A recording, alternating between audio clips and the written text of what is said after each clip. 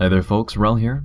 Taking a look at the PlanetSide 2 forums, there has been a lot of complaints about the usefulness of the Lightning's anti-air. It's since received a heavy buff that has done very little to quiet those complaints, and many people still won't use it. The reason for that is because we are not talking about a weapon that is meant to kill start to finish. We're talking about a weapon geared towards support. And support is something that PlanetSide 2 doesn't really reward nearly as much as just killing someone outright.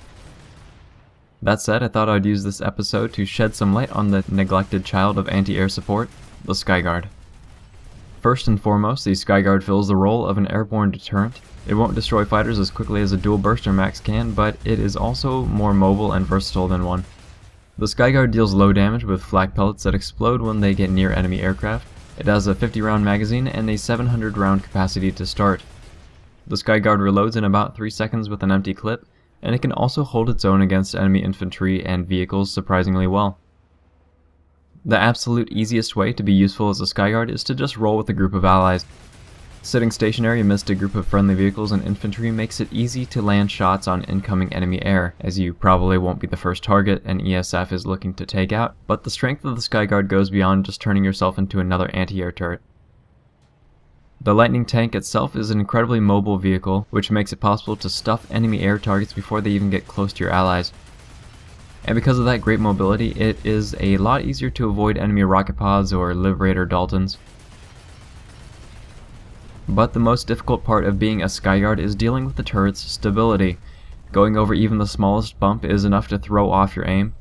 And this is where the skill really comes in. So learning to drive and shoot is more difficult because your barrel is in the sky, meaning it's more difficult to avoid bumps in the road, especially when you're trying to pin down an airborne assailant. Swapping to third-person mode is practically required to maintain situational awareness, as you can move the camera much more quickly than you are able to while you're in first-person mode. So the practice of switching in and out of third-person is extremely important, not just for the Skyguard, but for any tank. And it's been complained about enough, so I imagine that we'll be seeing some turret stabilization in the future, and even if it comes down to being a gyroscope weapon attachment. But until then, this will remain the biggest challenge for Skyguard users. If you're planning on guarding the skies, this is the loadout I would suggest. For the Lightning tank itself, let's take the racer chassis, the top armor or the stealth armor if you're a little cheap, and the fire extinguisher utility attachment. And here's my reasoning. The racer chassis is not taken for the top speed because, really that's not the biggest deal, but it greatly increases your acceleration. This is absolutely crucial for juking incoming enemy rockets, and I feel as if it would benefit you more than the rival chassis ever could. Top armor is useful since, aside from the occasional infantry rocket, you're dealing with airborne targets. Even if the enemy is lining up shots behind you, you can often slam on the reverse and take advantage of that additional damage resistance by just shimmying under the rockets.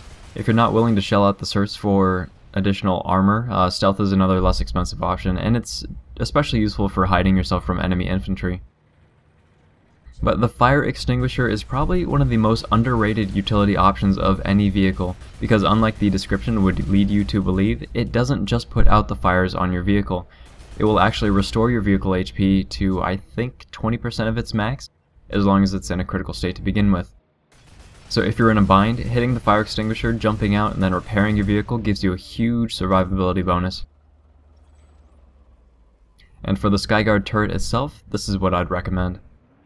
At least the first few ranks of ammo count, a night vision scope, and if you can afford it, get the reload cooldown decrease. Skyguard naturally has a good amount of ammo, but it's pretty easy to find a sustained firefight that will run you dry, so at least the first few ranks is an inexpensive boost. And a night vision scope might sound funny since you're firing on targets that are so far away, but it's intended primarily to protect you from enemy infantry and mines. Night vision will help you stay aware of the heavy assault hiding in a tree with a rocket launcher pointed at you, and it's a great boon to survivability. Enhanced zoom scopes actually don't do a whole lot on the Skyguard because of the Skyguard's general lack of pinpoint accuracy and the forgiveness that flak kind of gives you. Also, it has a bad habit of throwing off your distance perception, so when you're trying to lead an airborne target, zooming in can kind of screw you up more than it can help. And the reload cooldown is especially helpful because it's very difficult to take down an ESF with a single clip. So on to some general tips for potential Skyguards. The best Skyguard driver is an engineer with an upgraded repair tool. Always remember to top off your health whenever you have a spare moment. Use forward and backward to juke incoming fire, and the racer frame helps with this a lot, like we spoke about. Adjust your positioning to your strength. Remember, against lightning tanks, projectiles deal full damage from the rear, but only 55% damage to the sides and top, and 45% damage to the front. If you have a reinforced top armor cert, get underneath those shots.